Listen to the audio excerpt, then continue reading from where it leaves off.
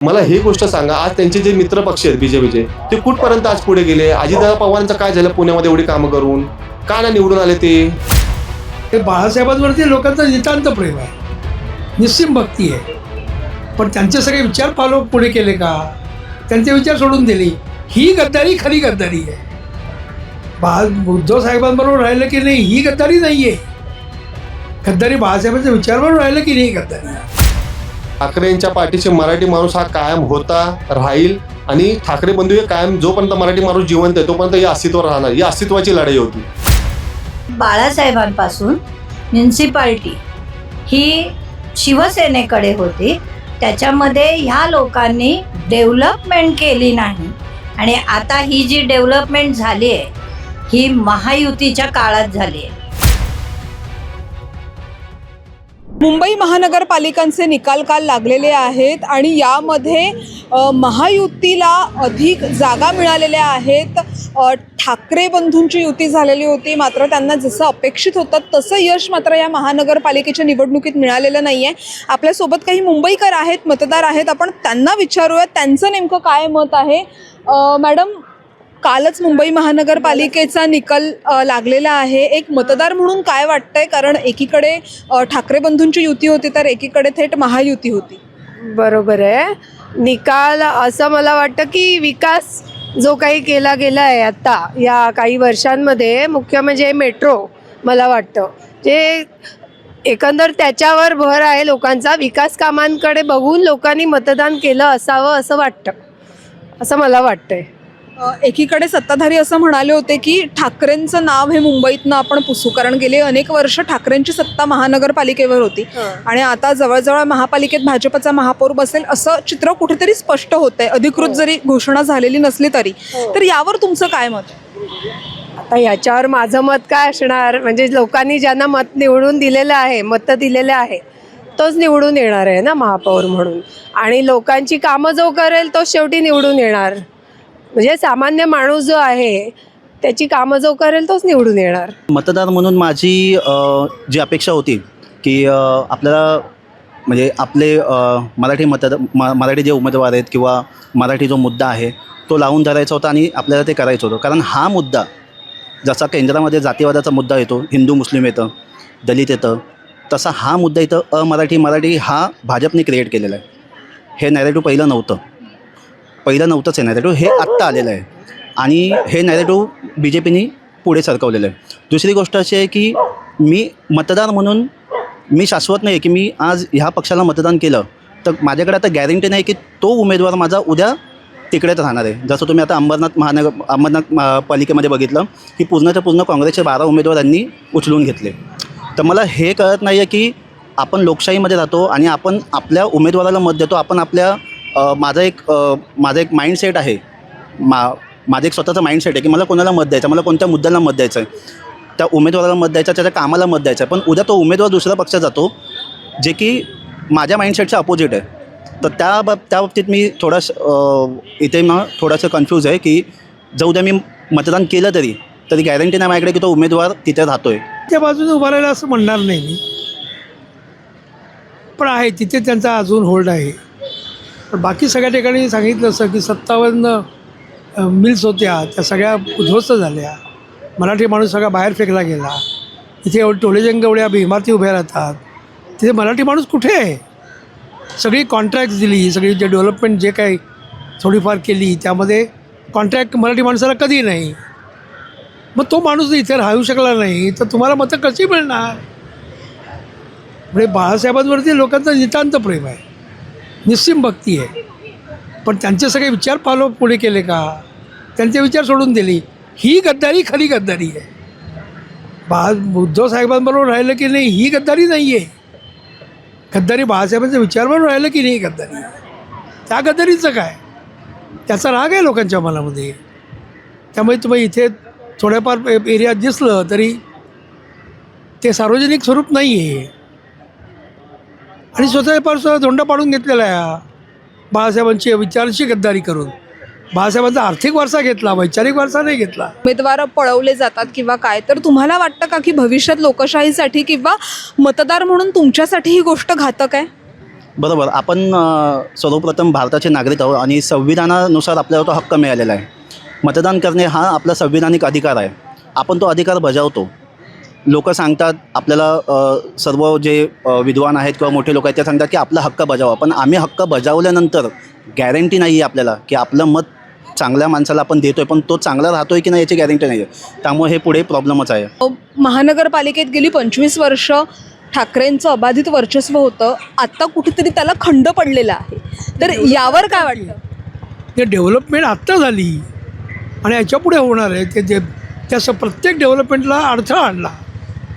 त्याला डेव्हलपमेंट कुठली केली? काय केलं? काहीच केलं नाही. फक्त कोविडची रुग्णालय उभारली, त्यामध्ये पैसे घेतले. रुग्णालयाकडे पुढे काय झालं? कोणाला काय मिळालं? त्यात काही नाही मिळालं. त्यामुळे त्याचा राग लोकांवरती आहे, तो बाहेर आला. पण जिथे जिथे आपण असं म्हणतो की धारावीतही मराठी बहुल जो भाग आहे त्यांनीसुद्धा ठाकरेंना मतदान केलेलं आहे. त्यामुळे ठाकरे पूर्णपणे हरले आहेत असंही आपण म्हणू शकत नाही. हरले म्हणजे शेवटी काय, डेमोक्रेसीमध्ये मेजॉरिटी विन्स. पण मेजॉरिटी कोणाला मिळाली? ठाकरेंना नाही मिळाली, जी त्यांची हक्काची होती, जी आम्ही स्वतः त्याला देत होतो. पण त्यांनी आमचा घात केला. त्यांनी बाळासाहेबांचे विचार पुढे नेले नाहीत. मग साहजिक आहे, त्याचं उलटं परिणाम होणारच. मग तुम्हाला असं वाटतंय की जे एकनाथ शिंदे बाहेर पडले, मग बाळासाहेबांच्या विचारांचा वारसा हा त्यांच्यासोबत आहे? वैचारिक वारसा शिंदेंकडे आहे, आर्थिक वारसा उद्धवांकडे. मग ते आर्थिक वारसाचं वाटप झालं का? काही नाही वाटप झालं. तो सगळा त्यांच्याकडे एकट्याकडे आहे. वैचारिक वारसा कसा वाटप होतं, सगळ्यांना विचार पसरतो, सगळे त्याला सपोर्ट करतात. तसं इथं झालं नाही, म्हणून त्याचा परिणाम दिसला. म्हणजे हे अपेक्षित होतं सगळं. तरी त्या मनाने मी म्हणेन पुष्कळ फाईट दिली. म्हटलं तर काय, तर सापच नाहीसं होतं की तसं नाही झालं नशिबाने. एकीकडे महायुती होती तर एकीकडे ठाकरे बंधू होते, अशी थेट लढत होती. आणि यामध्ये कुठेतरी जी जास्त मताधिक्य असेल किंवा जास्त उमेदवार हे भाजपचे निवडून आलेले आहेत, महायुतीचे एकत्र असल्यामुळे निवडून आलेले आहेत. तर कुठेतरी फटका जो आहे तो ठाकरेंना बसलेला आहे. कारण 25 वर्ष महानगरपालिकेत त्यांची सत्ता होती. तर मुंबईचा मराठी माणूस अजूनही त्यांच्या पाठीशी आहे का? कारण जर आपण बघितलं तर दादर माहीम, प्रभादेवी वरळी किंवा लालबाग शिवडी परळसारखा भाग आहे, तिकडची मराठी मतं आहेत ते ठाकरेंना मिळाली. पण उर्वरित मुंबईचं काय वाटतं का की ठाकरे बंधूंच्या पाठीशी अजूनही मराठी माणूस आहे? बघा, मी एक प्रामाणिक मत मांडेल. जर निवडणूक आयोगाची जर BJPला साथ नसती मिळाली ना, तर मी बोलतो ना, मराठीमध्ये ठाकरे बंधूंना कोणीच काही नाही करू शकत. मला सांगा असं कसं? मी तर उलट मराठी माध्यमांचं एकदम आभार मानतो की त्यांनी रिॲलिटी दाखवली, ग्राउंड लेवलला सगळी रिॲलिटी दाखवली. म्हणजे त्यांनी असं कुठे हे दडपशाही नाही दाखवलं. पण तुम्ही बघा ना, यावेळेस तुम्ही मतदान बघाल आणि आता मीडिया म्हणजे सोशल मीडिया एवढी पुढे गेलेली आहे की सोशल मीडियामध्ये सगळं दिसून आलं की कुठे काय झाले, फेरफार झाले, हे झाले. आणि मला सांगा, जिथे ते ऑब्जेक्शन घेतले गेले, बरोबर, उमेदवारांनी ऑब्जेक्शन घेतले गेले, तर त्यावरती पण निवडणूक आयोगाने कुठे प्रश्नचिन्ह नाही केले. परत मला सांगा न्यायालयामध्ये ते बिनविरोधचं हे केलं होतं, दाखला केला होता यांनी, ते पण फेटाळली गेली ना त्यांची पण याचिका, जी केली फेटाळली गेली. जे काही वस्तुस्थिती आहे आता ग्राउंड लेवलला सगळ्यांना माहिती आहे काय झालं काय नाही. पण BJPने जे आहे ते, मी तर हेच मत मांडे की BJPने जे पण निवडणूक वगैरे हे झाली नाही, पहिले सगळं पैशाच्या जोरावर सगळ्या गोष्टी झाल्या गेल्या. का असं का वाटतं? पैशाच्या जोरावरती निवडणूक लढवल्या गेल्या असं का वाटतंय तुम्हाला? तुम्ही मला सांगा ना, एवढ्या मोठ्या प्रमाणामध्ये आज मला सांगा, असं कधीच म्हणजे मी बोलतो ना, बिनविरोध निवडून आले, हे कसे आले निवडून? पहिले तर असं कधी मला सांगा, BJPचे फॉर्म का रिजेक्ट झाले? मला सांगा, असं कसं काय झालं की मनसेचे, जे आपले उद्धव ठाकरेंचे शिवसेना आहेत किंवा काँग्रेस, या इतर पक्षांचे झाले, मग त्यांचे का नाही झाले? एकनाथ शिंदेचे यांचे फॉर्म रिजेक्ट का नाही झाले? BJPचे फॉर्म रिजेक्ट का नाही झाले? मग त्याचं कारण काय? याची उत्तरं मिळाली पाहिजे ना. का नाही उत्तरं मिळतं या गोष्टींची?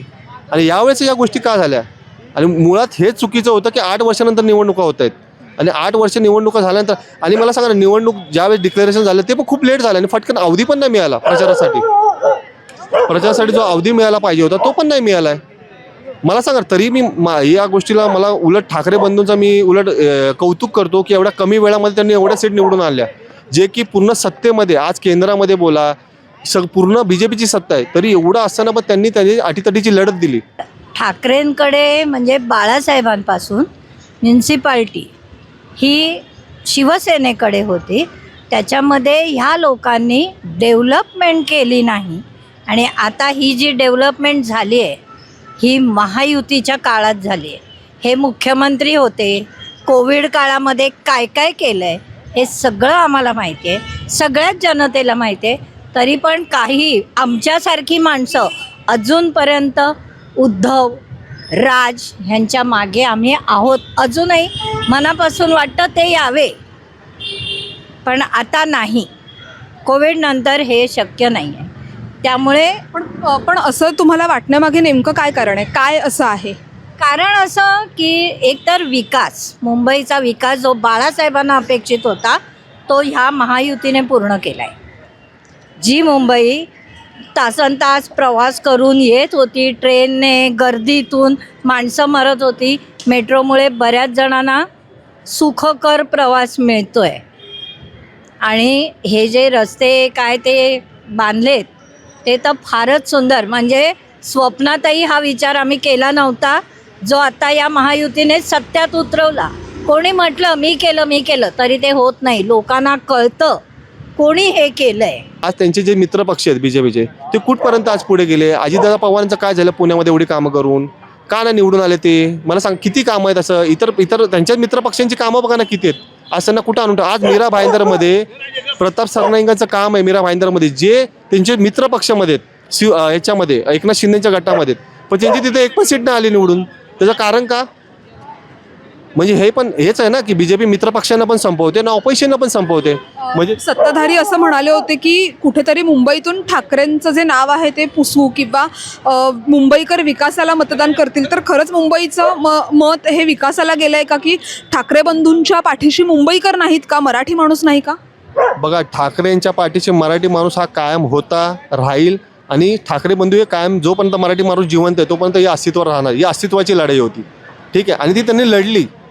बा कुठे थोडंफार इकडे झालं असेल, मी नाही असं बोलत नाही आहे, पण मला सांगा ना, आज मला तुम्ही विकासाचा मुद्दा सांगता मला, आज मला सांगा मुंबईमध्ये जी विकास कामं जी झाली आहेत ते कुणाच्या अंडर झालेली आहेत? ठाकरे बंधूच्या अंडरच झाली आहेत ना एवढी जी विकासाची कामं आहे. फक्त यांनी स्वतःच्या, आज मला सांगा ना, आदित्य ठाकरेंची जेव्हा सभा झाली तेव्हा आदित्य ठाकरेंनी ते पूर्ण सांगितलं की मी कशी कामं केली, आम्ही ते फोटो डिक्लेअर केले, त्यांनी सगळे दाखवलं सगळ्या गोष्टी.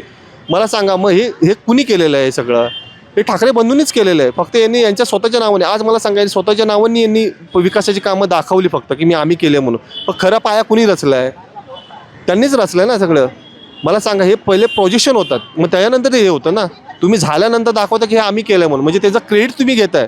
पण ज्यांनी हे प्रोजेक्शन केले त्याला तुम्ही विसरून कसं चालेल? पक्षश्रेष्ठींनी पक्षश्रेष्ठीसारखं वागलं पाहिजे. म्हणजे नेमकं काय अपेक्षित आहे? त्यांनी कार्यकर्त्यांना काय बळ दिलं का? त्यांनी स्वतःला बळ दिलं. कार्यकर्त्यांचं बळ काय झालं? काही नाही. हे लोकांच्या मनात ठसतं. त्यामुळे जो कार्यकर्ता असतो त्याचा म्हणजे मिलिंद वैद्य, त्याच्याविषयी लोकांचं प्रेम वाटतंच. माणसाविषयी काम करणाऱ्या माणसाविषयी प्रेम वाटतं, काम न करण्याविषयी नाही वाटत. 2.5 वर्ष माणूस बाहेर नाही आला, हे काय काम केलं? हे व्हिडिओ कॉलवरती कॉल होत नाही, कामं होत नाही. आज मला सांगा ना, आज मुंबईमध्ये कधी मराठीचा एवढा हे नव्हतं, पण ती दरी पाडली गेली मुद्दामून. का? कारण मतं खेचणार, मतांचंच राजकारण केलं ना या लोकांनी. मताच्या राजकारणासाठी त्यांनी हे गोष्टी मराठी केलं.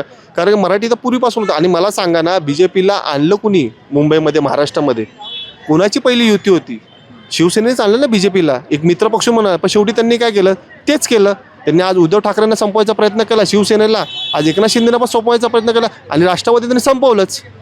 म्हणजे तुम्ही मित्रपक्ष, म्हणजे ऑपोजिशन तुम्ही कोणी ठेवतच नाही आहे तुम्ही. म्हणजे उद्या तुम्ही लोकशाहीलाच घात केला आहे. म्हणजे तुम्हाला लोकशाही नकोच आहे, तुम्हाला हुकुमशाहीच हवं आहे. हेच झालं ना शेवटी सिद्ध त्यातून.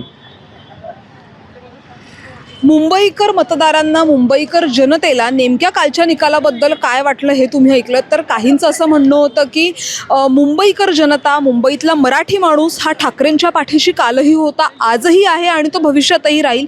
किंवा काही जणांचं असं म्हणणं होतं की भाजपने त्यांचेच मित्रपक्ष जे आहेत त्यांना मुंबई असेल किंवा इतर महाराष्ट्रातल्या उर्वरित भागांमध्ये कसं संपवलं याबद्दलही बोलले.